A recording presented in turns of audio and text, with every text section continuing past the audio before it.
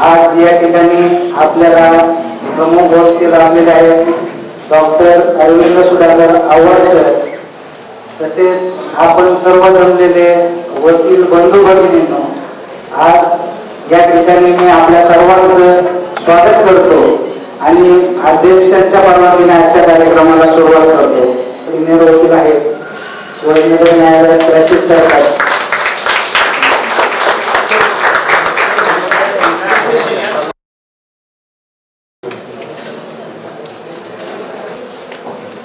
October 1983 रोजी पुण्यातील वारकरी संप्रदायाची परंपरा असलेल्या तसेच वकिली क्षेत्रात नावलौकिक असलेल्या कुटुंबात सरांचा जन्म झाला. पुण्यातील सिम्बॉयसिस महाविद्यालयातून सरांनी BSc LLB ची पदवी 2006 साली घेतलेली आहे. त्यानंतर UKला सरांनी कार्डिफ विद्यापीठातून LLM हे 2007 साली पदवी घेतलेली आहे. त्यांनी कायद्यातील PhD पदवी प्राप्त केलेली आहे. ॲडव्होकेट ऑन रेकॉर्ड ही पदवी सर्वोच्च न्यायालयातील वकिली करणाऱ्यांसाठी देण्यात येते, तर त्याच देखील सरांनी उच्च क्रमांक प्राप्त केलेला होता.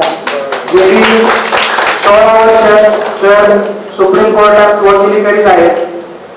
पुण्यात तसेच पुण्याबाहेरील न्यायाधीशांच्या परीक्षांसाठी जे विशेष मार्गदर्शनपर वर्ग आयोजित केले जातात त्यामध्ये सर वेळोवेळी मार्गदर्शन करत असतात. तसेच सरांनी वेगवेगळ्या कायद्याविषयक पुस्तकांमध्ये लिखाण देखील केलेलं आहे.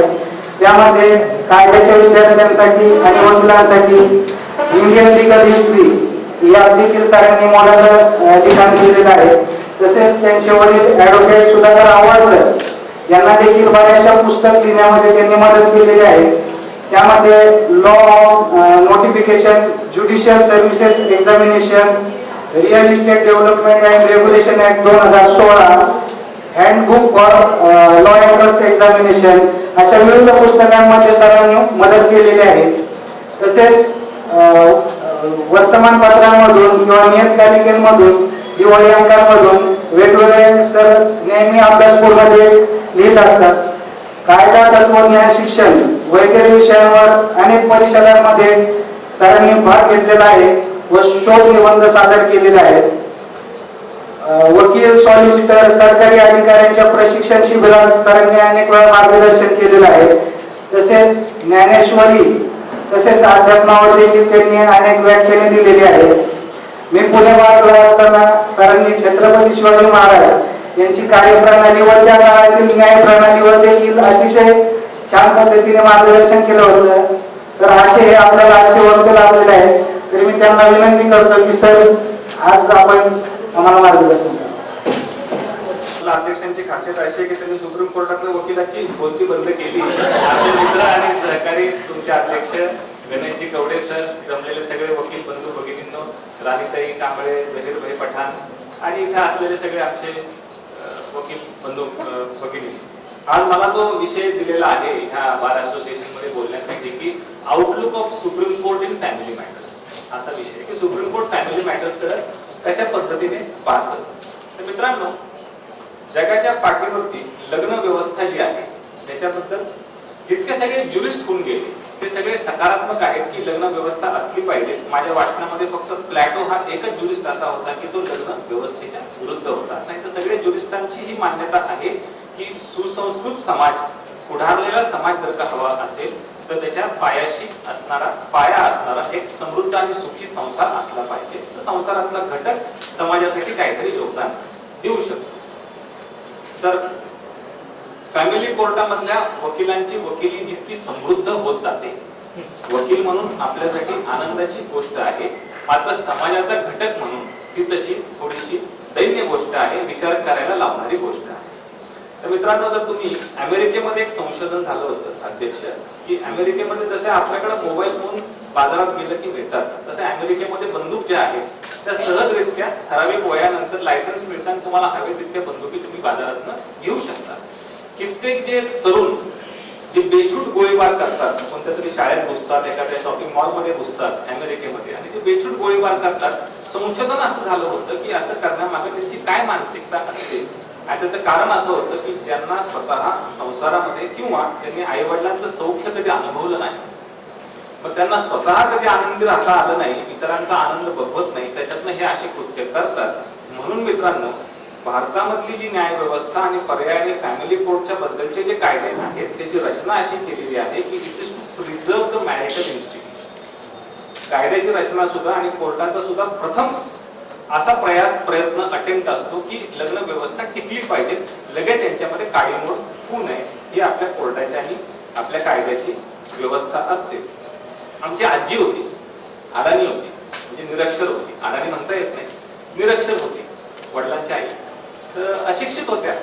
पण त्या बहिणाबाई चौधरी ज्या कवयित्री आहेत जळगावच्या, त्यांची कविता आम्हाला काय म्हणून दाखवायची की हरे संसार संसार जसा तवा चुल्यावर, आधी हाताला चटके मग मिळते भात. अरे संसार संसार खोटा कधी म्हणू नये, राहुलाच्या कळसाला लोटा कधी म्हणू नये, अशी ती आजी आमची कविता सांगायची. आणि आजकाल तर तुम्ही हे जे आपल्याकडे हिंजवडी असेल किंवा आमच्याकडे गुडगाव असेल, नोएडा असेल किंवा हैदराबाद किंवा एखादी सिलिकॉन व्हॅलीमध्ये काम करणारे जे सुशिक्षित तरुण, ते आता कोणती कविता म्हणतात तर जन्मोजन्मीचे वैर काढत आम्ही एकमेकांशी भांडत असतो, आणि कोण म्हणतं लग्नाच्या गाठी देव स्वर्गात बांधत असतो. लग्नापूर्वीचा हुशार नवरा भलताच मूर्ख वाटायला लागतो, आणि तिच्या प्रेमळ चेहऱ्यावरचा मुखवटा तो हळूहळू फाटायला लागतो. कधीतरी ती मनासारखं वागेल असं कधी घडत नाही, आणि एकदा लग्न लावून दिलं की साक्षात तो देवही खाली परत बसतो. हे असे आजकालचे युवक ही कविता म्हणतात. मित्रांनो, आपल्याकडे मी जसं मगाशी म्हटलं की आपल्या धर्मग्रंथामध्ये सुद्धा लग्न व्यवस्थेला प्रथम आणि प्राधान्याने स्थान दिलेलं आहे. मुस्लिम लॉ असेल, ख्रिश्चन लॉ असेल किंवा हिंदू लॉ असेल, प्रत्येक कायद्यामध्ये विवाह संस्थेबद्दल एक आदर व्यक्त केलेला आहे आणि विवाह संस्थेला त्यांनी त्याचा पुरस्कार केलेला आहे. असं म्हटलं जातं की as per Muslim law marriage is a contract and mehr is the price. Muslim law हा एकमेव कायदा असा आहे की ज्याच्यामध्ये डिवोर्सची सुद्धा सोय करून ठेवलेली. ख्रिश्चन लॉ प्रमाणे Christian law marriage is a permanent union of man and a woman, permanent union of man and a woman, आणि फक्त मृत्यूनेच त्यांच्यामध्ये घटस्फोट होऊ शकतो. जोपर्यंत श्वास आहे तोपर्यंत ख्रिश्चन माणूस आणि ख्रिश्चन स्त्री हे विवाहबद्ध असतात. हिंदू कायदा त्याच्या पुढे गेलेला, इथं जन्म मरणाच्या पलीकडे 7 जन्मांचं नातं. त्याच्यामुळे माझं घरी कधी वाद झाला बायकोशी की मी तिला कायम सांगतो की अरे हे आपला 7वा जन्म आहे, जास्त वाद. असे वेगवेगळ्या धर्मामध्ये आपल्या लग्न विवाह संस्थेबद्दलची संकल्पना आहे. तर मित्रांनो, हिंदू कायद्यामध्ये एक रिसेंटली जस्टिस नागनाथन यांनी दिलेलं जजमेंट आहे, डॉली राणी वर्सेस मनीष चंचल. 2024चं जस्टिस नागनाथन मॅडम यांचं जजमेंट आहे. त्याच्यामध्ये आपल्या हिंदू कायद्यामध्ये असं म्हटलं जातं की as per Hindu law marriage is a sacrament. हे रिलीजियस विधी आहे and it is one of the sacrament essential for accomplishment and fulfillment of all your objectives in this life. जीवनाला पूर्णत्वापर्यंत नेण्यासाठी असणारा एक विधी, ज्याला आपल्या धर्मग्रंथांनी त्याचा पुरस्कार केलेला आहे, त्याला सपोर्ट केलेला असा विधी म्हणजे लग्न. पवित्र अग्नीसमोर 7 फेऱ्यांची नाही तर सप्तपदीची आवश्यकता असते. या केस मधले इंटरेस्टिंग फॅक्ट होते, नागनाथन मॅडमनी ह्या जे तुम्हाला केस सांगितली त्याच्यामध्ये असं झालं होतं की हिंदू मुलगा आणि हिंदू स्त्री होते, त्यांनी फक्त कुठेतरी परदेशात व्हिसा मिळवण्याच्या कारणास्तव मॅरेजचं सर्टिफिकेट रजिस्ट्रेशन केलं, आणि मग त्यांच्यामध्ये काही वाद झाला असेल तो वाद विकोपाला गेला, कोर्टामध्ये गेला. तर मॅडम जजबाईंनी पहिला प्रश्न विचारला की हे सर्टिफिकेट हे दुय्यम आहे, हिंदू कायद्याला अपेक्षित असणारं सेरेमनी, तुमचं लग्न विधी झाला याचा काही पुरावा आहे का? तो पुरावा त्यांच्याकडे नव्हता. मग ह्या केसमध्ये सुप्रीम कोर्टाने सांगितलं होतं की मियर certificate or registration of marriage as per Hindu law does not have any validity. It should be backed or supported, substantiated by a religious ceremony. मित्रांनो, आता सुप्रीम कोर्टामध्ये अशा लग्न विषयक अनेक केसेस घडतात. सुप्रीम कोर्टाचा ह्या विवाह संस्थेबद्दल असणारा जो दृष्टिकोन आहे हा थोडासा झुकतं माप हे महिलेच्या प्रती आहे. प्रो फिमेल आपल्याकडचे कायदे सुद्धा त्याचं झुकतं माप थोडंसं महिलांच्या आपल्या भगिनींच्या वतीने जास्त असतं. त्याचं कारण पण आहे की आपल्याकडे फक्त भारतातच नाही, जगाच्या पाठीवरती जे प्रगल्भ देश आहेत, इंग्लंड असेल किंवा अमेरिका असेल, तिथं सुद्धा महिलांना दाबून ठेवलं जात असेल आणि असमानतेची वागणूक दिली जात होती. आश्चर्य वाटेल, इंग्लंड सारखा प्रगल्भ देश, ज्ञानेश्वर महाराज ज्ञानेश्वरी लिहितात 12व्या शतकामध्ये, आणि इंग्लंड मधला नागरिक लोकसभे राज्यसभेचे खासदार निवडून देतोय, मतदान करतोय 12व्या शतकात. इतकी जुनी लोकशाही, पण त्यांच्याकडे 1920 पर्यंत महिलांना मतदानाचा अधिकार नव्हता, इंग्लंडमध्ये सुद्धा. भारतामध्ये तर मित्रांनो आश्चर्य वाटेल, आपल्याकडे असं म्हटलं जातं अपुत्रस्य गतीही नास्ती. अपुत्रस्य गतीही नास्ती म्हणजे ज्याला मुलगा नाही त्याला काही नाही, त्याचं इथेही काही नाही आणि त्याचं तिथेही काही नाही. याचा अर्थ असा होतो की इथेही काही नाही म्हणजे ज्याला मुलगा नसेल तर त्याला भाऊबंदीमध्ये वाद झाले, बांधावरनं वाद झाले, तर वडिलांच्या खांद्याला खांदा लावून भांडणारा असा कोणताही पुरुष घरात नाही. आणि मेल्यावरती तिथेही काही नाही म्हणजे पुण्य कमी पडलं तर पिंडदान करून त्या पितृपक्षामध्ये पुण्य वाढवणारा असा कोणी घटक नाही, म्हणून मुलगा आवश्यक आहे, अशी आपल्या हिंदू संस्कृतीमधली एक मान्यता होती. तुम्ही जर आता इथं येताना बालगंधर्वच्या इथे झाशीच्या राणीचा पुतळा आहे, बरोबर. झाशीची राणी लक्ष्मीबाई हे शौर्याचं प्रतीक.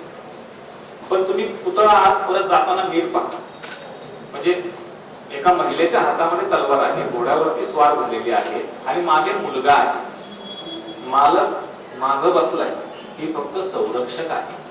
ती जी डॉक्ट्रिन ऑफ लॅप्सिस डलहौसीची होती की फक्त पुरुष वारसदारच असला पाहिजे, नाहीतर तुमचे संस्थान खालसा होईल, म्हणून पुरुषाला आणि मुलाला महत्व असे आणि महिलांना त्या मनाने असमानतेची वागणूक दिली जात असे. आपल्याकडे सती परंपरा जुन्या काळात माहिती असेल, सती परंपरा होती, प्रामुख्याने बंगाल प्रांतामध्ये जास्त होती. कारण आपल्याकडे दयाभागा, आपल्याकडे जी मिताक्षरा शाळा स्कूल फॉलो केली जाते हिंदू लॉ मध्ये, बंगालमध्ये Dayabhaga school of Hindu law follow केला जातो. त्याच्यामध्ये मुलींना वडिलोपार्जित मिळकतीमध्ये मुलांच्या इतकाच अधिकार आहे बंगालमध्ये आधीपासून दयाभागा स्कूल प्रमाणे. आपली एखादी बहीण लग्न करून आता सासरी गेली, तिकडं विधवा झाली, आता आपल्याबरोबर माहेरी राहायला लागली आणि वडिलांच्या मिळकतीमध्ये ती आता समभागीदार झाली, मग ते भावाला पसंत नसे, मग अशी विधवा बहीण तिकडे जळून मेलेली बरी. म्हणून सती परंपरा प्रामुख्याने बंगालमध्ये पाळली जात होती. तर मित्रांनो, आपल्याकडे तुलसीदास सुद्धा, ज्यांनी रामचरितमानस लिहिलं, ते तुलसीदास सुद्धा, अर्थात त्यांचा म्हणण्याचा अर्थ थोडा वेगळा होता, पण तेही म्हणतात की ढोल गवार शूद्र पशु नाही सब ताडंके अधिकार. अशा प्रकारे डॉक्टर बाबासाहेब आंबेडकर ज्यांनी राज्यघटना लिहिली, अशा प्रगल्भ मानसिकतेचे असणारे डॉक्टर बाबासाहेब आंबेडकर हे महिला विषयक त्यांची भूमिका सुद्धा पुढारलेली होती आणि मॉडर्न होती. बाबासाहेबांचं म्हणणं तेव्हा असं होतं, डॉक्टर आंबेडकर साहेबांचं, की महिलांना आपण हिंदू महिलांना, त्यांनी हिंदू कोड बिलची स्थापना केली, हिंदू महिलांना सुद्धा वडिलोपार्जित मिळकतीमध्ये 1956लाच आपण कोपार्टनरी जे 2005 साली पार्लमेंटने केलं. डॉक्टर बाबासाहेबांचं म्हणणं होतं की हे 60-70 वर्षापूर्वीच करायला हवं होतं. तेव्हा त्यांचं आणि तेव्हाचे पंतप्रधान यांच्यामध्ये मतभेद झाले आणि बाबासाहेबांनी लॉ मिनिस्ट्रीचा राजीनामा पण दिला होता. आश्चर्य वाटेल महिलांनी खास करून हे ऐकावं की जेव्हा हिंदू कोड बिलची चर्चा लोकसभेत, राज्यसभेत, पार्लमेंटमध्ये चालू होती, तर हिंदू महिलांना को-पार्शनरी बनवायचं का, असा जेव्हा चर्चेचा विषय होता, तेव्हा विरोध करणाऱ्या महिला खासदारच होते.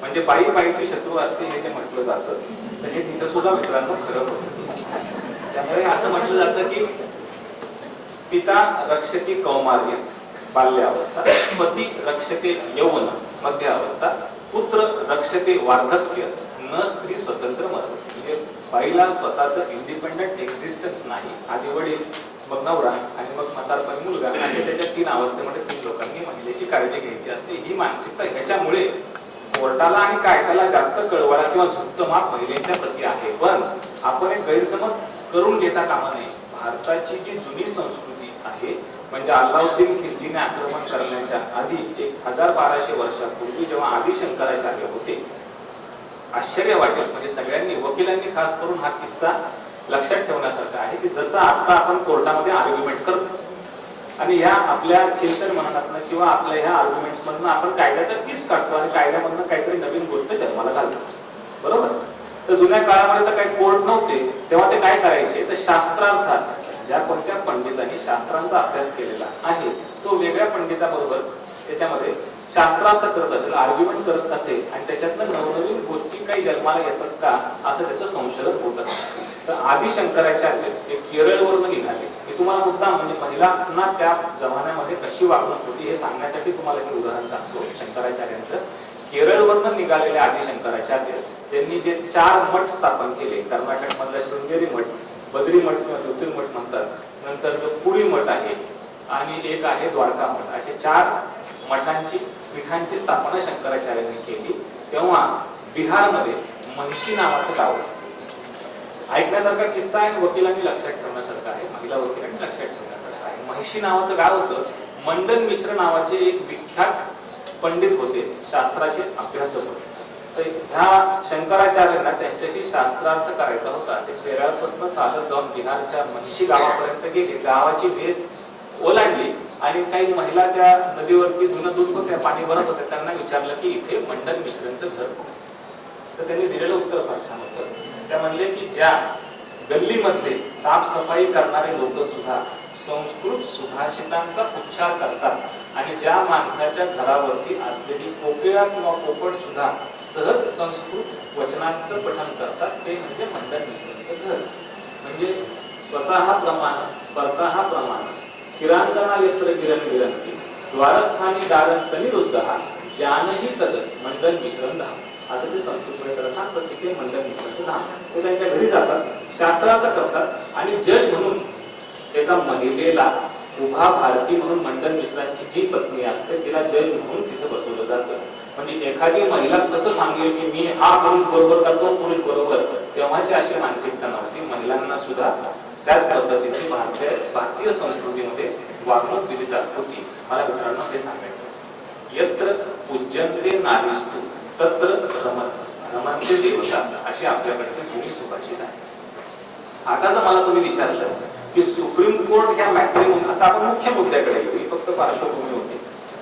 मुख्य मुद्द्यामध्ये सुप्रीम कोर्ट मॅट्रिमोनियल डिस्प्यूट्स कडे कशा प्रकारे पाहतात. तर मित्रांनो, जेव्हा कधी विवाह संस्थेमध्ये कोणता वाद होतो तर त्याचं रूपांतर एक डिवोर्स मध्ये होतं. हा वाद सुप्रीम कोर्टापर्यंत जातो. दुसरं असतं ते म्हणजे मेंटेनन्सचा इश्यू येतो. तिसरं असतं कस्टडी बद्दलचा वाद असतो.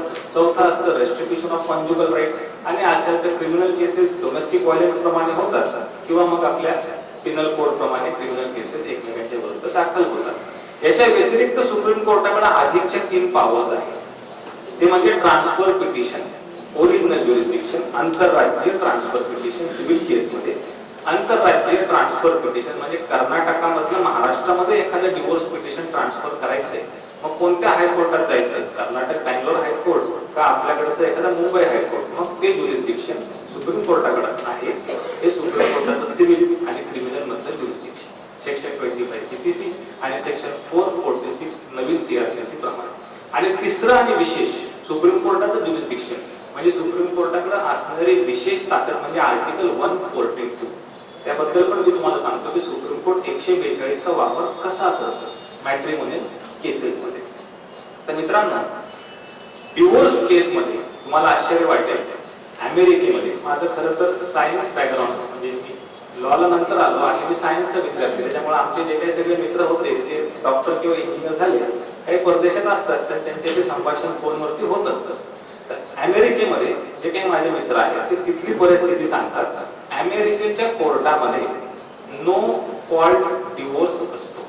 नो फॉल्ट डिवोर्स म्हणजे जसा आपण एखादा मोबाईल वापरतो, वर्ष 2 वर्ष वापरला, कंटाळा आला, कोणी विचारतं का बदलला. भारतामध्ये जर तुम्हाला डिवोर्स घ्यायचा असेल तर तुम्हाला कारण द्यावं लागतं. एक तर त्याचे काही ग्राउंड असतील सेक्शन 12-13 प्रमाणे की क्रुएल्टी, डेझर्शन किंवा मेंटल हॅरॅसमेंट किंवा with the spouse is mentally unfit, असे अनेक कारणांमुळे तुम्हाला तुमची केस बसवावी लागते, तेव्हा जाऊन डिवोर्स मिळतो. कोणतंही कारण नाही मला फक्त आता हा जास्त बोलतोय म्हणून आवडत नाही असं भारतामध्ये सांगता येत नाही. पण अमेरिकेमध्ये नो फॉल्ट डिवोर्स, कोर्ट तुम्हाला कारण विचारत नाही. नको असेल तुम्हाला विवाह संबंध, तुम्ही जायचं पिटिशन दाखल करायचं, अमेरिकेमध्ये तुम्हाला तुरंत मुक्त केलं जातं. भारतामध्ये तसं नाही. भारतामध्ये जसं मी सांगितलं की आपली भारतीय संस्कृती ही विवाह विषय पोषक भूमिका घेते आणि विवाह संस्था शक्यतो टिकून राहिली पाहिजे, याच्यामुळे ही सगळी यंत्रणा त्यांनी तयार केलेली असते.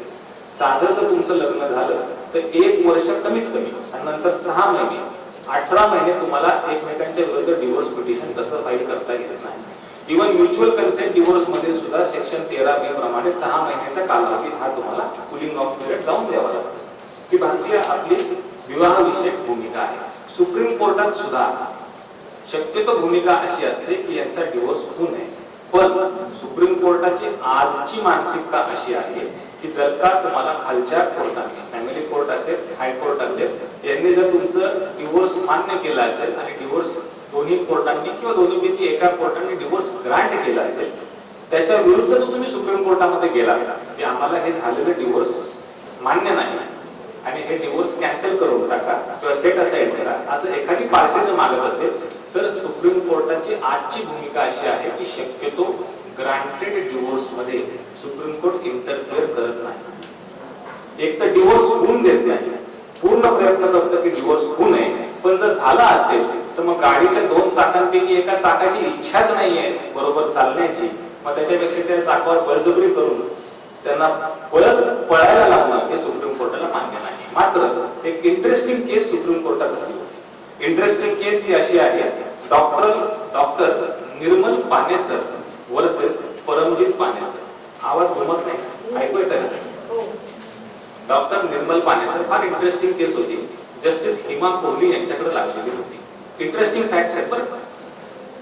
नवऱ्याचं वय 85, बायकोचं वय 82. यांचं डिवोर्स खालच्या फॅमिली कोर्टाने ते मान्य केलं. रिपोर्टेड केस आहे, रिसेंट केस आहे आणि हायकोर्टाने पण डिवोर्स मान्य केलं. इतकं वर्ष झाले, 50-60 वर्ष तुम्ही डिवोर्स साठी भांडताय, आयुष्याचे शेवटचे 2-5 वर्ष उरले, पण देऊन टाका डिवोर्स. खालच्या कोर्टाने देऊन टाकला. सुप्रीम कोर्टात ती महिला 82 वर्षाची गेली, मला ही डिवोर्स डिग्री मान्य नाही, डिवोर्स सेट असाइड करतात. तर मी मगाशी म्हटलं तसं सुप्रीम कोर्ट शक्यतो अशा केसमध्ये हात लावत नाही.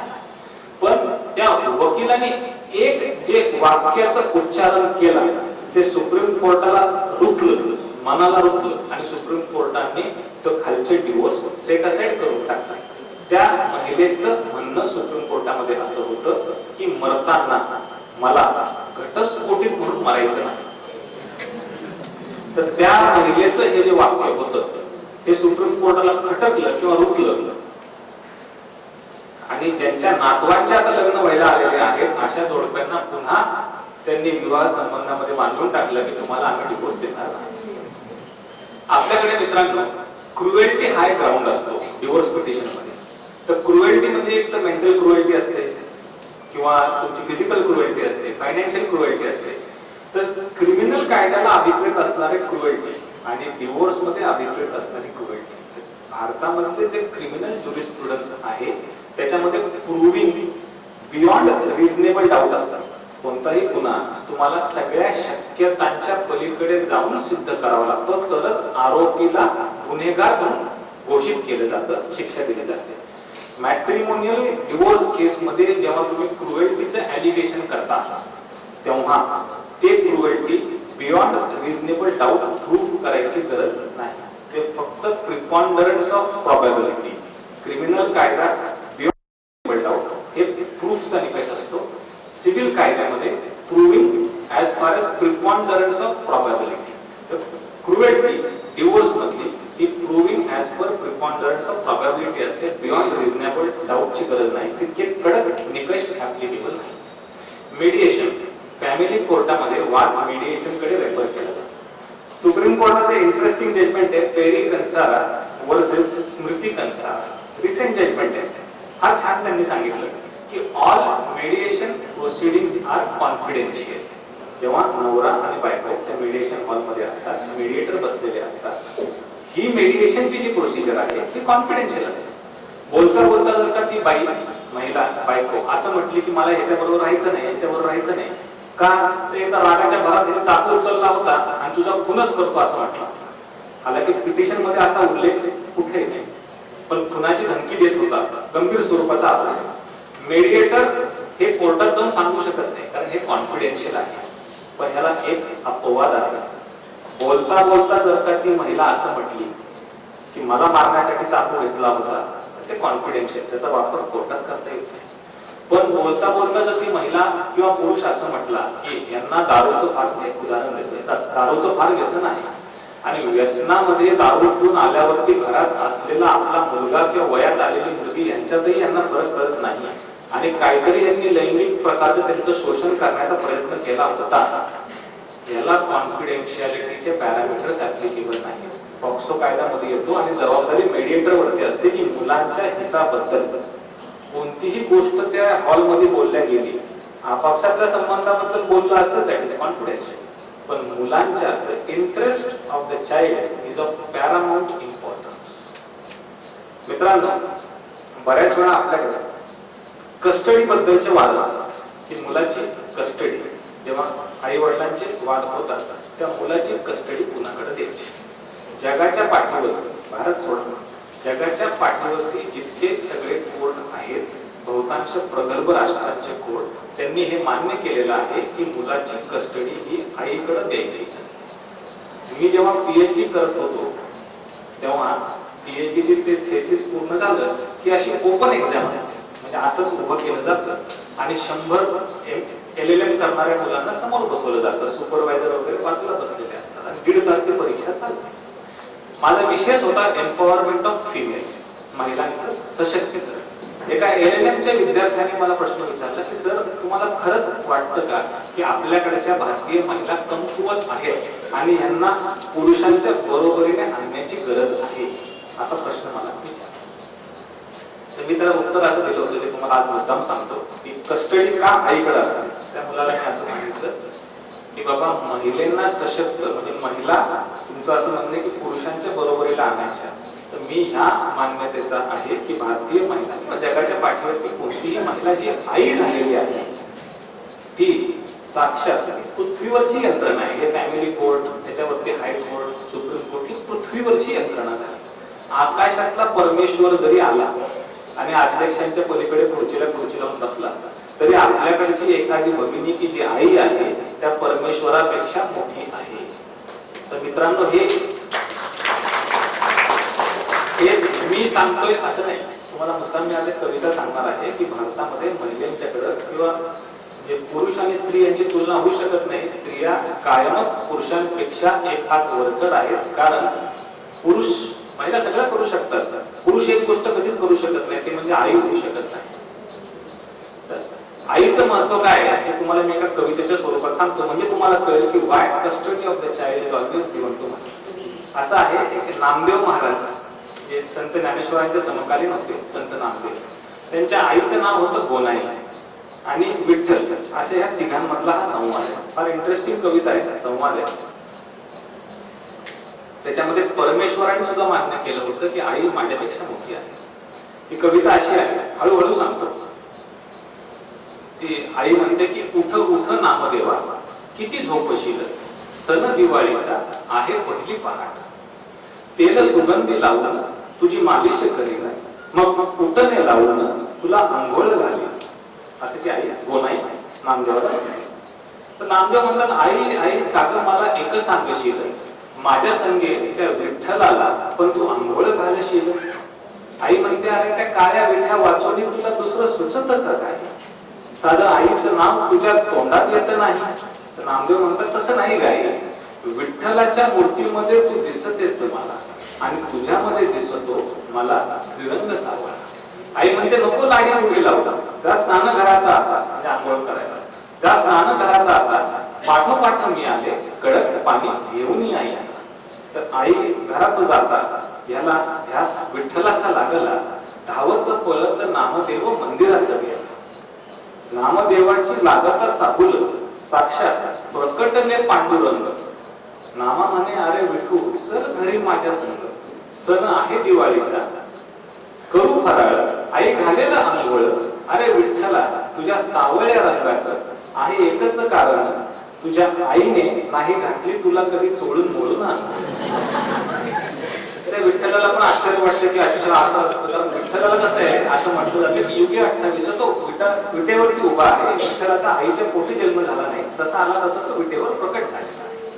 तर विठ्ठलाला वाटतं की आता आई तिच्या अंगावर मग वगैरे आपण काही कधी सौख्य अनुभवलं नाही, बघूया. नामदेव म्हणतो तर जाऊ त्याच्या घरी.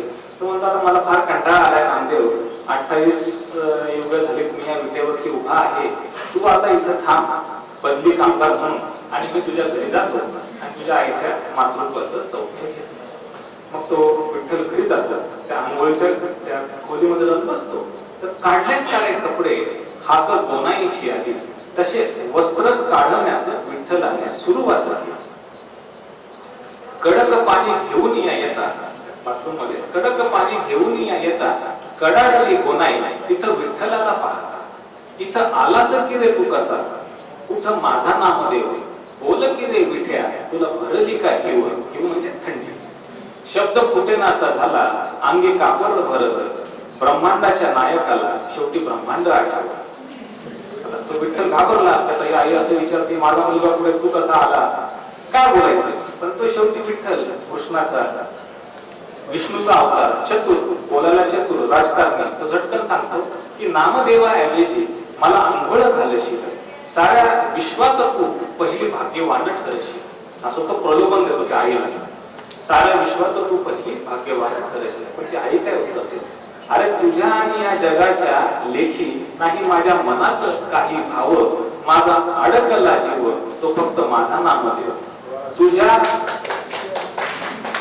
तुझ्या भक्तीने नको जगात मला प्रसिद्धी, साऱ्या विश्वाने ओळखावे मला नाम्याची गोनाई. पण शेवटी ती बाई असते, एका मुलाची आई असते, तिलाही वाटतं अरे हा अनाथ किंवा ह्याला कोण आई बाप नाही असं म्हणतोय, तर घालू घ्यायला आंघोळ करू ह्याचे फराळ पाणी. ती आई त्याला म्हणते की तुझ्या मनातली इच्छा पुरी करीन मी देवा, देव वन विसरूनी माझ्या पोटी जन्म घ्यायला हवा. मातेचं मोठेपण देवालाही पटलं, मातेचं मोठेपण देवालाही पटलं, त्या ब्रह्मांडाच्या मालकाला शेवटी आईसाठी पुन्हा लहान भावस वाटलं, लहान भावस वाटलं. मित्रांनो, हे असं आहे की ज्या कारणास्तव भगवंत सुद्धा म्हणजे मुलगा जन्मला की आई आणि मुलामध्ये जी नाळ असते कापतात. जोपर्यंत तो एक जीव असतो, नाळ कापला की समाजाच्या दृष्टिकोनातून कायद्याच्या दृष्टिकोनातून ते दोन वेगवेगळे जीव म्हणून ओळखले जातात.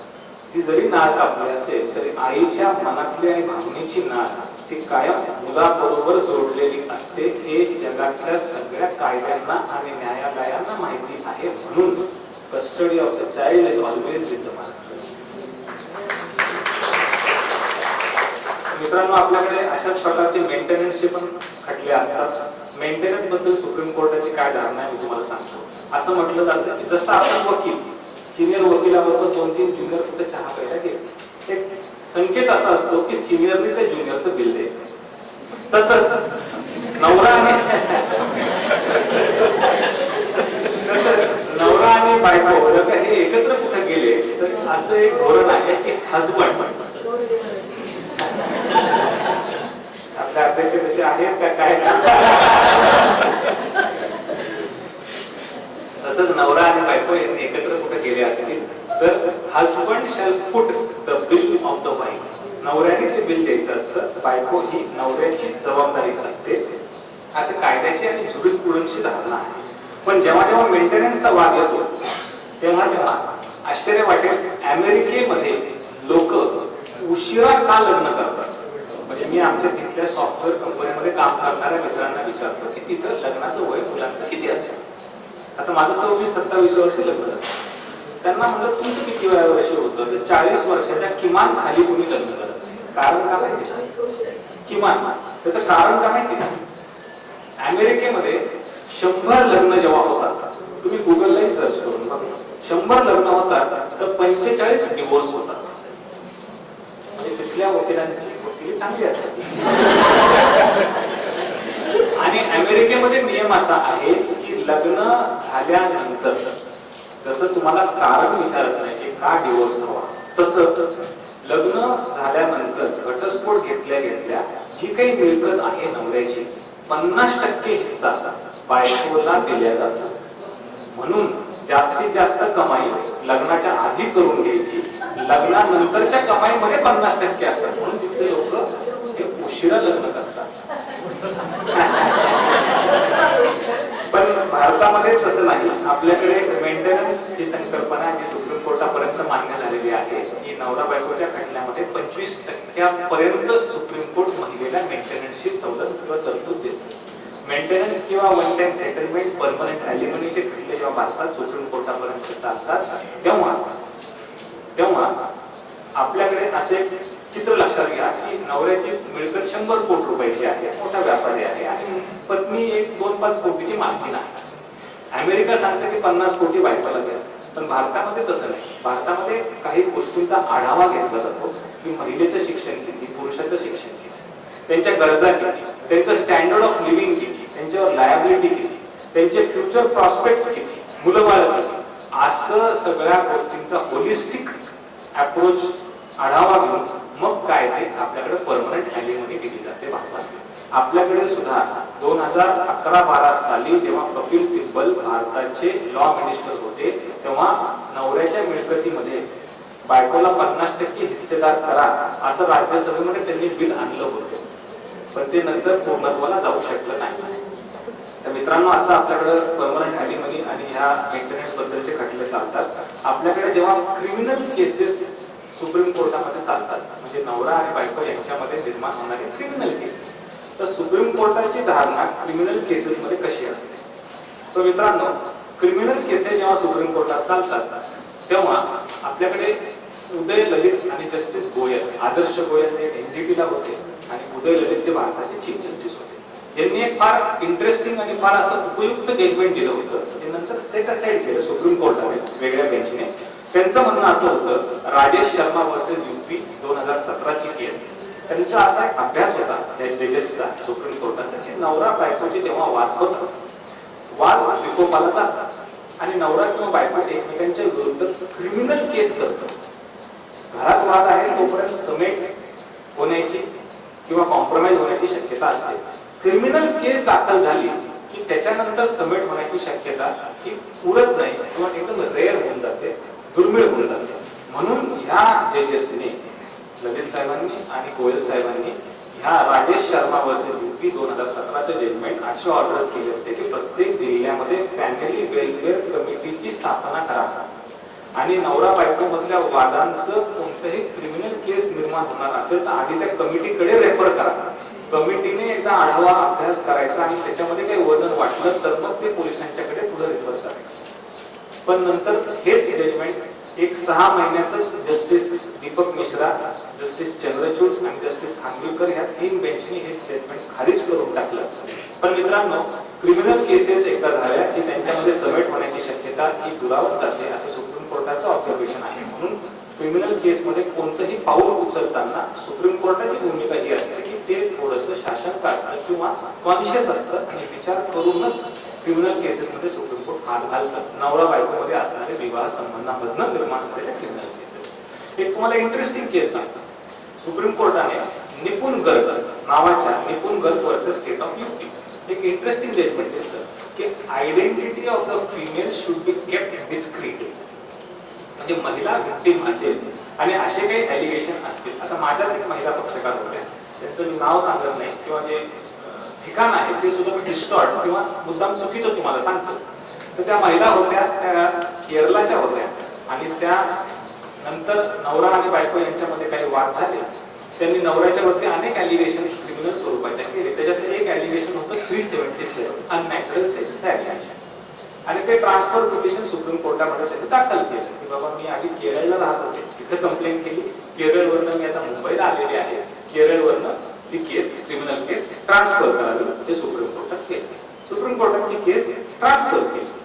घोटाळा काय झाला की ह्या महिला होत्या शिक्षिका, शाळेमध्ये शिक्षिका, त्यांना प्रिन्सिपल व्हायचं होतं. मग प्रिन्सिपल व्हायचं होतं त्यांना वेगळ्या शाळेमध्ये नोकरी हवी होती. नोकरी मागायला जेव्हा जेव्हा ह्या कोणत्याही शाळेमध्ये जायच्या यांचं नाव गुगलला टाकलं की सुप्रीम कोर्टाची ती जी केस आहे की त्या केसमध्ये यांनी 377चं ॲलिगेशन केलं होतं असं त्या गुगलवरनं यांचं नावासहित सुप्रीम कोर्टाची ऑर्डर दिसायची. हालाकी त्या स्वतः विक्टिम होत्या, पण नोकरी देणाऱ्या माणसाला भीती असायची की अरे या महिलेने ऑलरेडी कुणावर तरी असं ॲलिगेशन केलंय, मग आमच्या संस्थेमध्ये अशी महिला घेणं कितपत योग्य आहे. मग आम्ही त्या महिलेच्या वतीने सुप्रीम कोर्टामध्ये त्यांची आयडेंटिटी, नाव हे त्या केसमधनं पुसून टाकावं आणि सुप्रीम कोर्टाने ते ग्रांट केलं होतं. त्याच्यानंतर सुप्रीम कोर्टाने डायरेक्शन्स देऊन टाकल्या की जिथे जिथं महिला व्यक्ती असेल त्यांची आयडेंटिटी सिक्रेट किंवा डिस्क्रीट ठेवण्यात यावी. मित्रांनो, सुप्रीम कोर्टाची एक विशेष क्षमता आहे ते म्हणजे आर्टिकल 142. असं म्हटलं जातं की जगाच्या पाठीवरती जितके सुप्रीम कोर्ट आहेत, प्रगल्भ राष्ट्रांचे म्हणजे ऑस्ट्रेलियाचं असेल, कॅनडाचं असेल, अमेरिकेचं असेल, जे प्रगल्भ राष्ट्र आहेत आणि भारतीय सुप्रीम कोर्ट यांची जर तुम्ही तुलना केली तर भारतीय सुप्रीम कोर्ट जगाच्या पाठीवरती सगळ्यात ताकदवर किंवा बलाढ्य सुप्रीम कोर्ट आहे. अमेरिकेच्या सुप्रीम कोर्टामध्ये वर्षाकाठी 29 ते 30 दावे वर्षाकाठी निकाली निघतात. 29 ते 30 दावे. कॅनडाच्या सुप्रीम कोर्टामध्ये आकडा 20 च्या वरती वर्षाचा जात नाही. भारतीय सुप्रीम कोर्टामध्ये मी जिथं वकिली करतो तिथं 33 आणि 1 34 न्यायमूर्ती बसतात. 2-2-2 असे डिव्हिजन बेंच मध्ये बसतात. 16 ते 17 कोर्ट हॉल रोज 10:30 वाजता स्थानापन्न होतात. रोज प्रत्येक कोर्टामध्ये 50 ते 60 केसेस प्रत्येक कोर्टात लागलेल्या असतात. म्हणजे 50 गुणिले 17 1200 केसेसचा न्याय निवाडा 10:30 वाजल्यापासून 4 वाजेपर्यंत ते करूनच उठतात. त्याच्यामध्ये एक 2-5 लोकांना फाशी द्यायची का जन्मठेप द्यायची, 5-25 लोकांना लाईफ इम्प्रिझनमेंटची शिक्षा द्यायची का नाही द्यायची, 100-200 लोकांना जामीन द्यायचं का नाही द्यायचं, आणि 1,500 ते 2,000 कोटी रुपयाच्या सिव्हिल लिटिगेशनचा चुराडा करून सुप्रीम कोर्टचे न्यायमूर्ती रोज उठतात. इतका न्याय निवाडा ते रोज करतात. सुप्रीम कोर्टात ज्याला आपण कॉन्स्टिट्यूशन बेंच म्हणतो, म्हणजे 5 न्यायमूर्तींचं खंडपीठ, आर्टिकल 145 प्रमाणे त्याला आपण कॉन्स्टिट्यूशन बेंच म्हणतो. 550 लोकसभेचे खासदार, 250 राज्यसभेचे खासदार आणि 1 राष्ट्रपती, म्हणजे 801 लोक, त्याला आपण कायदा मंडळ किंवा पार्लमेंट म्हणतो. एखाद्या तराजूमध्ये जर तुम्ही ठेवलं ना 801 लोक एकीकडे आणि 5 न्यायमूर्ती एकीकडे, तर 5 न्यायमूर्तींचं वजन हे भारी होऊन जातं, तराजू खाली येतो. भारतामध्ये 5 न्यायमूर्ती म्हणजे घटनात्मक खंडपीठ जे म्हणतं ते भारतामध्ये ब्रह्मवाक्य असतं.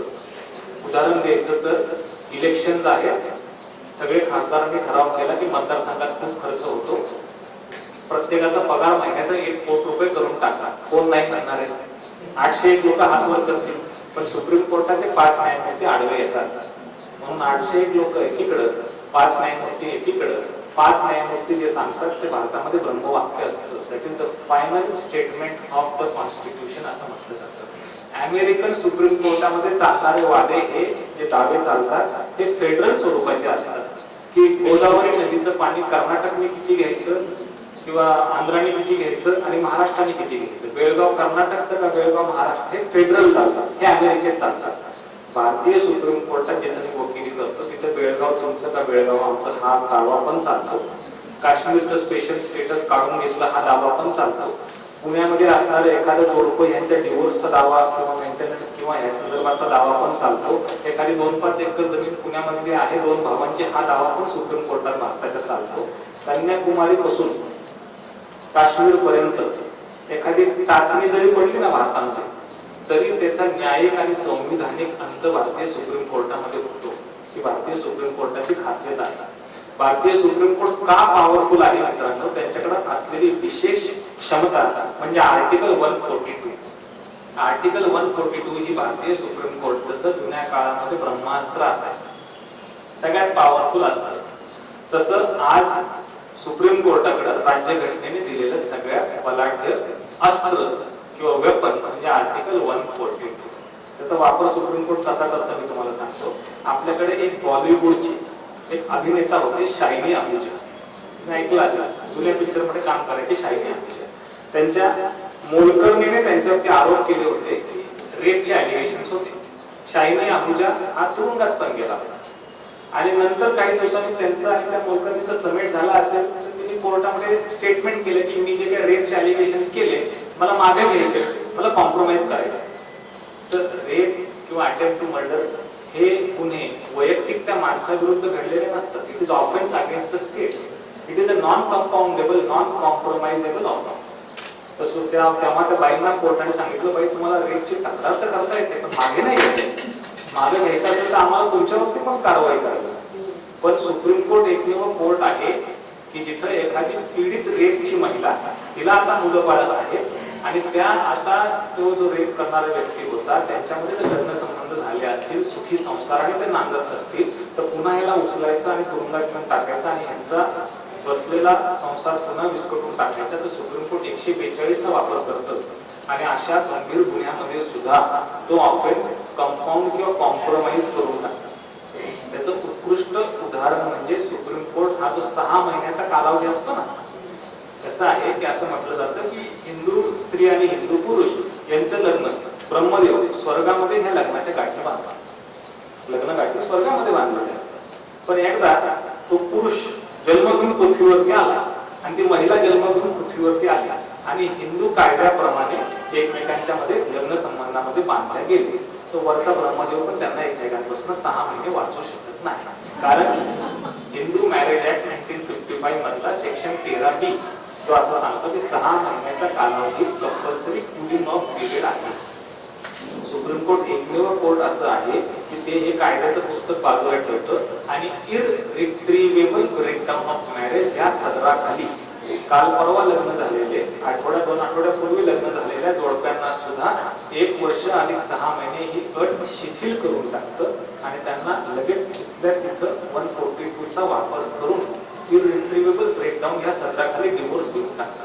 सुप्रीम कोर्टाने पार्लमेंटला वेळोवेळी सूचना सुद्धा केली होती की ज्या अनेक ग्राउंड आपल्या कायद्यामध्ये आहेत डिवोर्सच्या, क्रुएल्टी असेल, डेसर्शन असेल, मेंटल इनकॅपॅसिटी असेल, अनेक ग्राउंड आहेत तुम्हाला माहिती आहे. त्याच्यामध्ये हा पण एक ग्राउंड तुम्ही ऍड करा, इररिट्रीवेबल ब्रेकडाऊन. आणि सुप्रीम कोर्टाचं एक लँडमार्क जजमेंट आहे, ते फॅमिली कोर्टाचा वकिलांनी मुद्दाम त्याची नोंद करून ठेवा की शिल्पा शैलेश वर्सेस वरुण श्रीनिवासन. शिल्पा शैलेश वर्सेस वरुण श्रीनिवासन 2023 सालचं जजमेंट आहे. तुम्हाला गुगलवरनं सापडेल. 5 न्यायमूर्ती कॉन्स्टिट्यूशन बेंचचं हे जजमेंट आहे. त्याच्यामध्ये 142 चा वापर सुप्रीम कोर्ट कशा पद्धतीने मॅट्रिमोनियल केसेस मध्ये करतो याचा पूर्ण उहाप होतो. केसचं नाव आहे शिल्पा शैलेश वर्सेस वरुण श्रीनिवासन. 2023 ची केस आहे. 5 न्यायमूर्तींची केस आहे. एक वाक्य त्याने 5 न्यायमूर्तींनी सांगितलं होतं, 5 गोष्टी सांगितल्या की खालच्या कोणत्याही कोर्टात तुम्ही गेलेले नाही, डायरेक्टली सुप्रीम कोर्टामध्ये ट्रान्सफर ज्युरिस्डिक्शन मध्ये गेलेले आहे. म्हणजे केरला मधनं महाराष्ट्रात पुण्यात केस ट्रान्सफर करायची. सेक्शन 25 CPC चा वापर करून तुम्ही सुप्रीम कोर्टात गेला, त्या ट्रान्सफर पिटिशन मध्ये डिवोर्सचा कुठे काही संबंध नाही, डिवोर्सची मागणी नाही. पण सुप्रीम कोर्ट 142 चा वापर करून तुम्हाला 142 खाली तिथल्या तिथं पहिल्या इन्स्टन्स मध्ये डिवोर्स देतो. दुसरं, दोन्ही पार्टीने डिवोर्स मागायची गरज नाही. एका पार्टीला जरी डिवोर्स हवा असेल, नवरा किंवा बायको, तरी सुद्धा सुप्रीम कोर्ट डिवोर्स 142 चा वापर करून ग्रांट करतो. तिसरी गोष्ट की सुप्रीम कोर्ट इररिट्रीवेबल ब्रेकडाऊन जर का सिद्ध झालं की यांच्यामध्ये पुन्हा समेट होण्याची कुठेही सुतमात्र शक्यता नाही, सुप्रीम कोर्ट डिवोर्स ग्रांट करतं. असा डिवोर्स ग्रांट करताना जो मेंटेनन्स असतो तो सुद्धा सुप्रीम कोर्ट त्यावेळी डिसाइड करतो आणि परमनंट ॲलिमनी किती जायला हवी हे सुद्धा सुप्रीम कोर्ट त्या केसमध्ये स्वतः त्याच घटकेला डिसाइड करू शकतं. म्हणजे एक गोष्ट लक्षात ठेवा, खरं तर कसं व्हायला हवं होतं की नवरा बायकोचं पटत नाही, त्यांनी फॅमिली कोर्टात दावा दाखल करायला, त्याच्या विरुद्ध अपील हायकोर्टामध्ये गेलं असतं. Against that there was a provision to approach Supreme Court. इथं तसं घडत नाही. पहिल्या झटकेतच सुप्रीम कोर्ट सांगतं की इररिट्रीवेबल ब्रेकडाऊन आहे का, पहिली शक्यता हो. दुसरं, समेट होण्याची शक्यता नाही, आम्ही तुम्हाला डिवोर्स ग्रांट करतो. अरे पण दोघं मागतायत का, नाही, एकटी महिला किंवा पुरुष मागत असला तरी पण आम्ही डिवोर्स ग्रांट करतो. खालच्या कोर्टामध्ये डिवोर्सची मागणी होती का, नाही, डायरेक्टली सुप्रीम कोर्टात आलाय ट्रान्सफर ज्युरिस्डिक्शन मध्ये तरी पण डिवोर्स ग्रांट करतो. वन टाइम मेंटेनन्स सुद्धा ग्रांट करतो. आणि 6 महिन्याचा जो कंपल्सरी मॅन्डेटरी कायद्याने घालून दिलेला कालावधी आहे 13B प्रमाणे, तो सुद्धा आम्ही शिथिल करून टाकतो. ही मित्रांनो भारतीय सुप्रीम कोर्टाची 142 अंतर्गतची क्षमता आहे, जी मॅट्रिमोनियल केसेसमध्ये फार वेळा सुप्रीम कोर्ट त्याचा अवलंब करतो. वेळ आहे ना, कसं काय तुमचं आहे ना? तुम्हाला मी एखादा इंटरेस्टिंग प्रश्न विचारतो. बऱ्याच वेळा पुण्यामध्ये जेव्हा आपण राहतो, पुण्यामधले कित्येक लोक परदेशामध्ये नोकरीसाठी जातात, बरोबर? असं एखादा समजा तुमच्याकडे पक्षकार आला की जो पुण्यामध्ये सॉफ्टवेअर इंजिनियर म्हणून शिक्षण घेतले, लग्न पुण्याचा, तो H1B व्हिसा असतो, म्हणजे तुम्ही त्या व्हिसा विजाच्या अन्वये सर्व्हिससाठी परदेशात जाऊ शकता. H1B विजा मिळाला, अमेरिकेत तुम्ही सिलिकॉन व्हॅलीमध्ये नोकरीला लागला. मग H4 विजा असतो, म्हणजे तुमची बायको सुद्धा तुमच्या बरोबर त्या विजाच्या आधाराने तिथं परदेशात जातात. तुम्हाला मुलंबाळ असतील, एखादा 2 वर्षाचा मुलगा पण तुमच्या बरोबर तिथं गेला, असे तिघही जण गेले. तिथं गेल्यावरती त्या नवरा बायकोचे वाद झाले आणि तिथल्या कोर्टामध्ये त्या बायकोने डिवोर्सची पिटिशन फाईल केली. होऊ शकतं अमेरिकेच्या कोर्टात फाईल. आणि अमेरिकेचं कोर्ट असं आहे की तिथं तुम्ही राहताय, तुम्ही विजावरती आहात का कसे, तुम्ही आमच्या if you are on the land of America that is sufficient. ते तुम्हाला डिवोर्स ग्रांट करून टाकतात, निम्मी प्रॉपर्टी करून टाकतात आणि मुलाच्या कस्टडी बद्दलचा सुद्धा जो काही निकाल आहे ते देऊन टाकतात. आता असा निकाल तिथं झाला, डिवोर्स तिथं झाला, मुलाच्या कस्टडी बद्दल पण कोर्टाने डिसाईड केले. ती महिला जर का तुमच्याकडे पक्षकार म्हणून आली, त्या अमेरिकेच्या कोर्टाने काही केलं असेल गवडे साहेब मला मान्य नाही, माझं तुम्ही ह्या पुण्याच्या फॅमिली कोर्टामध्ये नव्याने केस टाका आणि माझ्या मुलाची कस्टडी नवऱ्याकडे गेलेली आहे ती मला मिळवून द्या. मग तुम्ही काय कराल? प्रश्न लक्षात आला. आणि ही बऱ्याच लोकांना ह्याच्याबद्दल क्लॅरिटी नसते की अशा केसमध्ये करायचं. तर मित्रांनो, सुप्रीम कोर्टाचं एक बेसिक प्रिन्सिपल आहे कॉमिटी ऑफ कोर्ट्स. म्हणजे एखाद्या प्रगल्भ राष्ट्राच्या कोर्टाने एखादा निकाल दिला असेल त्याचा अभ्यास करायचा आणि होऊ शकत असेल तर त्याचं भारतामध्ये सुद्धा अंमलबजावणी करायची, असं ते कॉमिटी ऑफ कोर्ट्सचं प्रिन्सिपल आहे. पण पहिला प्रश्न कोर्टाने हा विचारायचा असतो की आलेला आपला पक्षकार जो कोर्टामध्ये आता लिटिगंट आहे तो कोणत्या देशाचा नागरिक आहे. जर तो भारतीय नागरिक असेल तर त्याला भारतीय कायदा ऍप्लिकेबल असतो. अमेरिकेने दिलेला किंवा इंग्लंड कोणत्या देशाने दिलेली जी डिग्री असेल, ऑर्डर असेल, ती फक्त त्या देशाच्या भूमीपुरती मर्यादित आहे. इंटरेस्टिंग केस झाली होती Yashita Sahu versus state of Rajasthan. Yashita Sahu versus Rajasthan 2020 ची केस. नवरा बायकोचे वाद झाले, अमेरिकेत राहत होते, कस्टडी होती मुलाची, ती काही दिवस 2 आठवडे वडिलांकडे 2 आठवडे आईकडे होती. आईकडे जेव्हा मुलाची कस्टडी आली, आईने काय केलं, त्याचा पासपोर्ट घेतलं, स्वतःचा पासपोर्ट घेतलं, इंडियातलं तिकीट काढलं आणि राजस्थानला तिच्या माहेरी घेऊन ती राहायला लागली. अमेरिकेच्या कोर्टाने तो ऑर्डर केली होती की कस्टडी दोघांच्याकडे महिन्यातनं अर्धे 15-15 दिवस असतात. ती इथं आली, मग नवऱ्याने तिच्यावरती इथं फौजदारी केस त्या कोर्टामध्ये दाखल केली किंवा हिने त्या तिथल्या डिग्रीचा अवमान केलेला आहे. तिथली जेव्हा डिग्री सांगते की कस्टडी अशी असावी, तिने तिला बळजबरी किडनॅप करून त्या देशाच्या बाहेर आणलंय. भारतीय कोर्टाने हे सांगितलं होतं की जर ती भारतीय नागरिक आहे, मुलगा भारतीय नागरिक आहे, मग भारतीय कायदा त्याच्यावरती ऍप्लिकेबल होणार. तिला आम्ही परत अमेरिकेला जा आणि वडिलांना कस्टडी दे असं बळजबरी करू शकत नाही. मित्रांनो, सुप्रीम कोर्टामध्ये फार इंटरेस्टिंग केस झाली, ट्रिपल तलाक. म्हणजे त्याला तलाक ए बिद्दत म्हणतात. तलाक ए बिद्दत म्हणजे रागाच्या भरामध्ये समजा त्या मुस्लिम नवऱ्याने आपल्या मुस्लिम बायकोला तलाक तलाक तलाक म्हटलं तर लगेच त्यांच्यामध्ये तलाक होऊन जातात असे, हा तलाक ए बिद्दत. तर ही केस शायराबाद ह्या जजमेंटमध्ये सुप्रीम कोर्टामध्ये 2017 साली निकाली निघाली. 5 न्यायमूर्तींच्या समोर ही केस होती. इंटरेस्टिंग ह्या केस मधले फॅक्ट असे आहेत की हे 5 न्यायमूर्ती यांनी 3 वर्सेस 2 या मेजॉरिटीने होल्ड केलं की हा अशा ट्रिपल तलाक म्हणजे महिला भगिनींची गळचेपी आहे आणि हा unconstitutional violation of fundamental rights आहे. 5 न्यायमूर्ती 5 वेगवेगळ्या धर्माचे होते. चीफ जस्टिस केहर शीख धर्माचे होते, उदय ललित हिंदू होते, जस्टिस नरिमन हे पारसी होते, कुरियन जोसेफ ख्रिश्चन होते आणि जस्टिस अब्दुल नसीर हे मुस्लिम होते. आणि त्याच्यातले फार इंटरेस्टिंग ह्या केसमधली गोष्ट अशी आहे की असं कधीच घडत नाही की जेव्हा एखादा बेंच फॉर्म्युलेट होतो सुप्रीम कोर्टामध्ये तेव्हा चीफ जस्टिस मायनॉरिटीमध्ये गेलाय, असं कधी घडत नाही.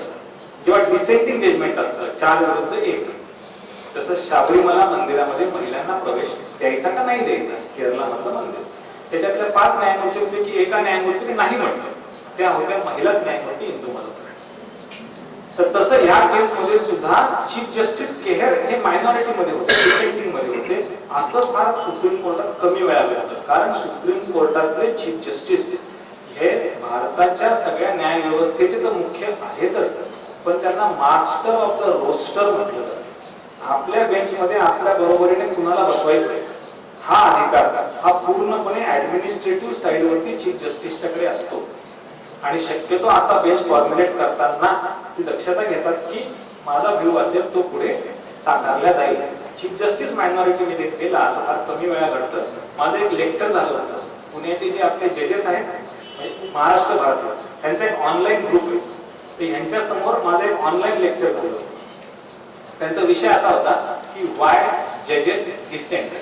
जजेस हे डिसेंट करतात म्हणजे 5 विरुद्ध 1. असं काय घडलं असं की त्या महिला न्यायमूर्तींनीच म्हटलं असं की तिथे केरळाच्या मंदिरामध्ये महिलांना प्रवेश नाही द्यायला हवा आणि 4 पुरुष म्हणतायत की नाही महिलांना प्रवेश द्या, ही गरजेची आहे महिलांची.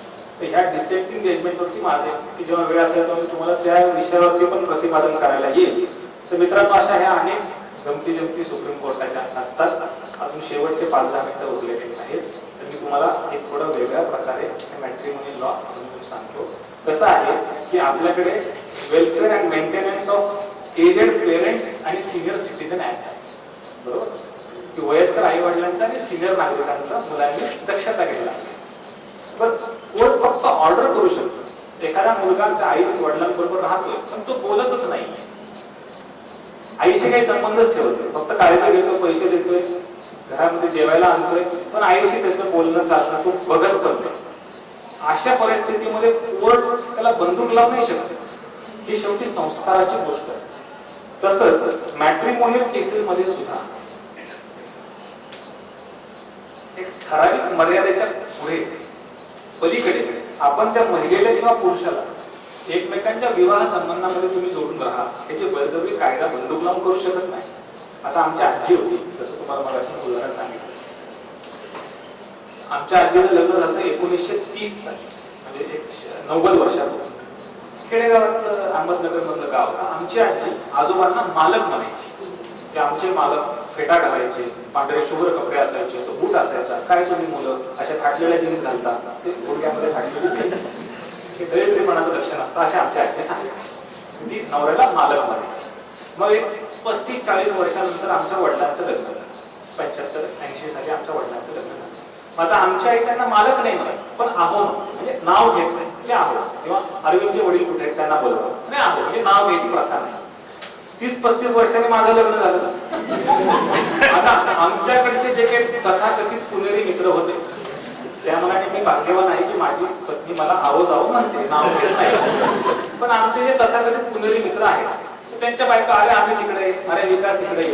मी कधी कधी विचार करतो अध्यक्ष की आता पुढची 25-30 वर्षानंतर पिढी येईल, ती नवऱ्याला काय म्हणून हाकणार, अरे गाढवा इकडे. म्हणजे हे असे विवाह संबंधामध्ये स्थित्यंतर घडत असतात.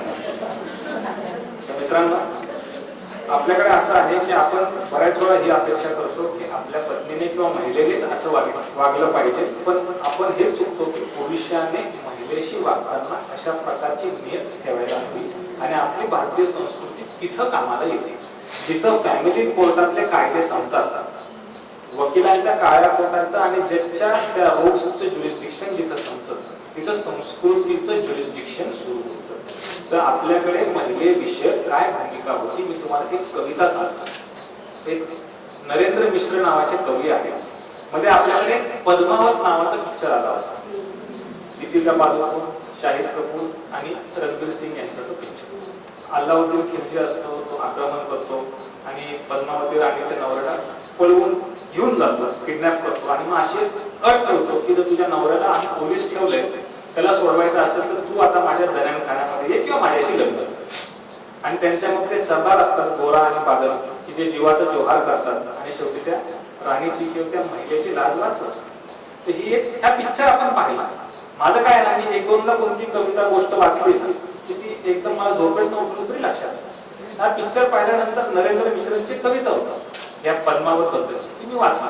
ती मला आज तुम्हाला मुद्दाम इथं सांगायची की महिलेविषयी पुरुषांची नजर कशी असायला हवी, जी आपली संस्कृती सांगते.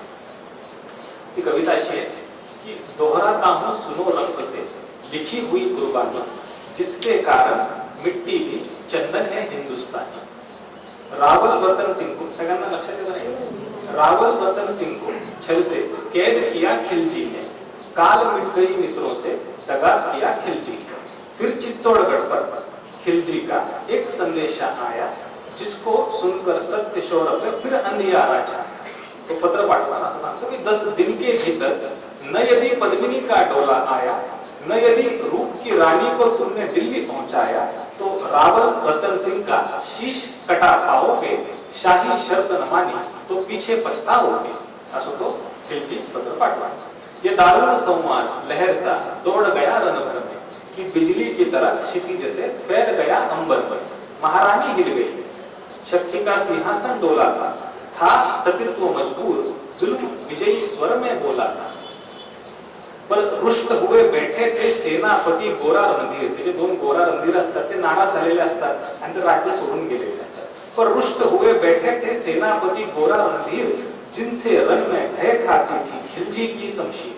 अन्य अनेकों मेवाड़ी योद्धा रण छोड़ गए थे, रावल रतन सिंह से युद्ध नीति नाता तोड़ गए थे। रानी ने प्रथम वीर गोरा को खोज निकाला, वन वन भटक रहा था मन में तिरस्कार की ज्वाला। तो वनामध्ये निघून गेलेला असतो, रागवलेला असतो, तर रानी ने प्रथम वीर गोरा को ढूंढ निकाला, वन वन भटक रहा था मन में तिरस्कार की ज्वाला। रानी ने गोरा को खिलजी का पैगाम सुनाया, पर वीरता का अपमानित उसका ज्वर म्हणजे राग, उसका ज्वर न मिट पाया। तो म्हणतो मैं तो बहुत तुच्छ हूँ, राजनीति क्या जानूं, सत्ता का निर्वासित हूँ, राजमुकुट का हट कैसे पहचान, असं तो राणीला म्हणतो। मी तर नाराज आता मी काही येणार नाही। रानी बोली समय वीर नहीं ये क्रोध करने का, धरा की आन मिट गई तो फिर घाव नहीं है भरने का। यदि पद्मिनी दिल्ली गई तो पीछे पछताओगे, जीते जी राजपूती कुल को दाग लगा जाओगे। राणा जी ने जो कहा किया वो माफ करो सेनानी, नवऱ्याने काय बोलला असेल तर माफ करून टाका असं ती म्हणते। राणा जी ने जो कहा किया वो माफ करो सेनानी, यह कहकर गोरा के कदमों में झुकी पद्मिनी रानी, की नवऱ्याच्या वतीने माफी मागते की जाऊन दे, नवरा काय बोलला असेल माफ कर। यह कहकर गोरा के कदमों में झुकी पद्मिनी रानी, गोरा काय बोलतो हे मला सांगायचं होतं। हे ये क्या करती हो, पीछे हटकर गोरा बोला, और राजपूती गरिमा का उसमें थगत उठा था शोला। तो तिचं वर्णन कसं करतो बघा महिलेचं। महारानी हो तुम, सिसोदिया कुल की जगदंबा हो, प्राण प्रतिष्ठा एक लिंग की ज्योति अग्निगंगा हो। एक लिंग की शपथ महाराणा वापिस आएंगे, महाप्रलय के घोर प्रभंजन भी उनको ना रोक पाएंगे। शब्द शब्द मेवाड़ी सेनापति का था तूफानी, जैसे शंकर के डमरू से जाग उठी वीर भवानी। दोहराता हूँ सुनो रक्त से लिखी हुई कुर्बानी, जिसके कारण मिट्टी भी चंदन है हिंदुस्तान। आणि शेवटी मग तो पिक्चर पाहिला असेल की तो त्या राणीसाठी स्वतःचा जीवाचा जोहार करतो। मित्रांनो असे सांगण्या बोलण्यासाठी अनेक किस्से असतात। तुम्हाला एक छत्रपती शिवाजी महाराजांचा शेवटचा किस्सा मी सांगतो आणि आजचं माझं एक सवा तास झाला असेल। कंटाळे नाही का?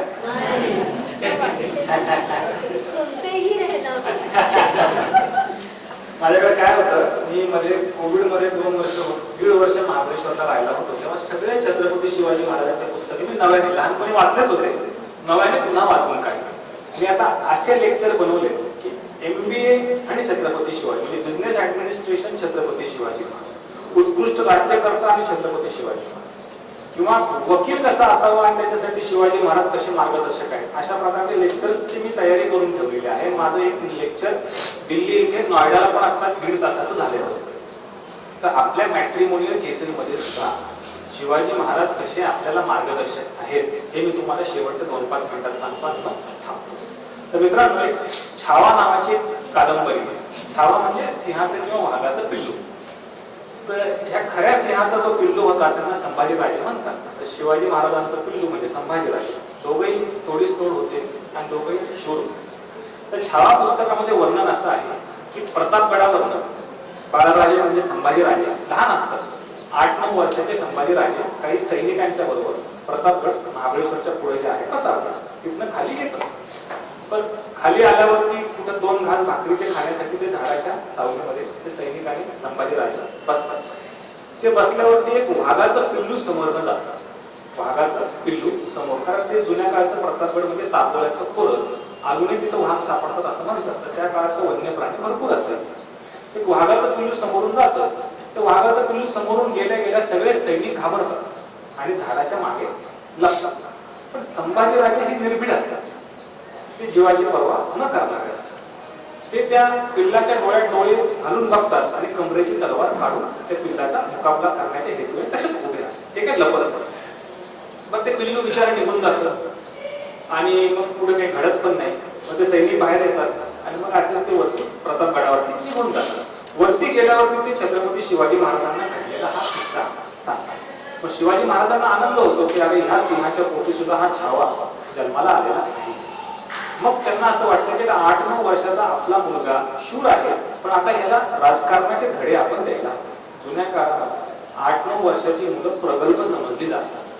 म्हणूनच 16व्या वर्षी ज्ञानेश्वर महाराज ज्ञानेश्वरी लिहित असत. आता 22-25 वर्षाचा झाला तरी त्याला समज तशी येत नाही. तर मग बाळराजांना काहीतरी आपण राजकारणाचे धडे द्यावेत असं छत्रपती शिवाजी महाराजांना वाटतं आणि मग ते त्यांना सांगतात की बाळराजे तुम्ही शूर आहात, पण आपले शत्रू संख्येने इतकी मोठे आहे की दरवेळी अशी तलवार उघड्या मैदानात आपण काढायची नसते. कधी कधी आपल्या शत्रूंची संख्या इतकी मोठी आहे की आपण त्यांना समोरासमोर उत्तर न देता गनिमी कावा करायचा असतो. ते म्हणतात कसा गनिमी कावा, कशा पद्धतीने उत्तर द्यायचं असतं. ते म्हणले एखादा अफजल खान मग गळाभेट घ्यायची असते, त्यांनी वाद केल्यावरती प्रतिहल्ला म्हणून मग त्याचा चोथळा बाहेर काढायचा असतो. एखादा शाहिस्ते खान पुण्यामध्ये आला आणि आपल्याच लाल महालामध्ये 70,000ची फौज घेऊन राहायला लागला, मग त्याचा समाचार दिवसा नाही घ्यायचा, रात्री जाऊन नाही मानत त्याची बोटं छाटायची. एखादा मिर्झा राजा जयसिंग आला आणि आपलं सगळं स्वराज्य धुळीला मिळते अशी संभावना शक्यता असेल, मग एखादा तह पण करायचा, तडजोड पण करायची. पण कितीही तडजोडी केल्या असे महाराज बाळराजांना सांगतात की कितीही तडजोडी केल्या तरी आपला स्वाभिमान आणि स्वराज्य विषयक भूमिकेमध्ये तडजोड करायची नाही. दिल्लीमध्ये एखादा अन्यायकारक औरंगजेब आपला अपमान अवहेलना करत असेल तर त्या दरबारातनं मृत्यूची गय पण न करता पाठ दाखवून बाहेर यायचं असं शिवाजी महाराज संभाजीराजांना सांगतात. आता तुम्हाला वाटेल की हे महाराज मोठे होते, महाराजांची शिकवण मोठी होती. आता आपल्याला या युगामध्ये शाहिस्ते खान, अफजल खान कुठे भेटतात, पण लग्न झालेल्या माणसाला बाहेर शाहिस्ते खान, अफजल खान पाहण्याची शोधण्याची गरज नाही. कारण आजच्या जमान्यामध्ये चांगलं लग्न करणं सुद्धा किंवा लग्न पार पाडणं सुद्धा एखादं युद्ध करण्यासारखंच अवघड झालेलं आहे. तिथं सुद्धा आपल्याला शिवाजी महाराजांची शिकवण कामाला येते. 3 मुद्द्यांची शिकवण ते शिवाजी महाराज संभाजीराजांना सांगतात की शत्रूप्रमाणे रणनीती बदलायची. म्हणजे कुटुंबात सुद्धा या गोष्टीचा अवलंब करता येतो. शत्रूप्रमाणे रणनीती बदलायची. दुसरं, चित्ताचा समतोल ढासळून द्यायचा नाही. म्हणजे कसं, शत्रूप्रमाणे एकाच एक रणनीतीचा अवलंब करायचा. कधी बायकोची समजूत काढायची, कधी रागवायचं. जसं कधी शाहिस्ते खानाला भेटताना ते रात्री गेले होते, अफजल खानाला गळाभेट घेतली होती. शत्रूप्रमाणे युद्धनीतीच्या टॅक्टिक्स बनतात. चित्ताचा समतोल ढासळून द्यायचा. कितीही विपरीत परिस्थिती आली तरी पण आपलं पेशन्स ह्याचा विसर पडून द्यायचा नाही. म्हणजेच आईचं ऐकलं आणि बायकोला घटस्फोट दिला अशी चूक करायची, किंवा बायकोचं ऐकलं आणि आईचा काहीतरी अवमर्द अपमान केला अशी चूक करायची, असं शिवाजी महाराजांची शिकवण सांगितलं. तिसरं आणि महत्वाचं की शिवाजी महाराजांसारख्या राजांनी सुद्धा स्वाभिमानाशी आणि स्वराज्याविषयक भूमिकेशी तडजोड केली नाही. आपण सुद्धा जर का आपल्या मातीमध्ये जन्मलेले राजे इतकं मोठं स्वराज्याचा संसार उभारू शकतात, मग आपल्याला छोटा 4 लोकांचा कुटुंबाचा संसार जर का तो गाडा ओढता येत नसेल, मग मात्र आपण ह्या पुरुषांच्याकडनं काय घेतलं तर तिसरा मुद्दा म्हणजे कर्त्या पुरुषाची ही जबाबदारी असते की कितीही संकट आले तरी स्वतः पेशंटली ते संकट आपल्या अंगावरती घ्यायचे आणि कुटुंबाची जी घडी आहे ती विस्कटून द्यायची. तर मित्रांनो, हे असे सांगण्या बोलण्यासारखे बरेच किस्से आहेत. वेळेची मर्यादा आहे. मला अध्यक्ष म्हणलं तरी 3:15 पर्यंत तुम्ही आटवा. आता जेवढं मला सांगता आलं तेवढं मी सांगण्याचा प्रयत्न केला. पुढच्या वेळेस मला तुम्ही जेव्हा बोलवाल तेव्हा मी तुम्हाला अजून 1-2 चांगले विषय सांगेल आणि असंच आपल्या ह्या श्रोत्यांना जितकं होईल तितकं मनोरंजित आणि नवनवीन ज्ञान देण्याचा प्रयत्न करेल. आज मला आपण अध्यक्षांनी इथे बोलवलं. आपण सर्व सुद्धा शांतपणे बसलात, ऐकलं. अध्यक्षांचं आमचं मगाशी बोलणं असं चालू होतं की यांना फेब्रुवारीमध्ये फार मोठी कॉन्फरन्स घ्यायची आहे फॅमिली कोर्टची. त्यांना मी आश्वासन आणि शब्द दिले. माझी दिल्लीची पद्धत अशी आहे की महाराष्ट्रभरातले अनेक बार असोसिएशनचे लोक भेटायला येतात. कितीही अध्यक्षांच्या बरोबर कितीही लोक आले तरी त्यांना पूर्ण जेवण खावं मी स्वतः करणार. अध्यक्षांबरोबर कितीही वकील आले, 30, 40, 50 कितीही वकील आला तरी तुम्हाला तिथे लंच किंवा डिनर देईल. आणि याच्या व्यतिरिक्त सुद्धा तुमच्या ह्या कार्यक्रमासाठी जर तुम्ही घेऊ इच्छिता तर सुप्रीम कोर्टाकडनं तुम्हाला कोणतेही सहकार्य हवं असेल तर तुम्ही त्यासाठी कधीही सांगा. तुमचा हक्काचा माणूस तिथे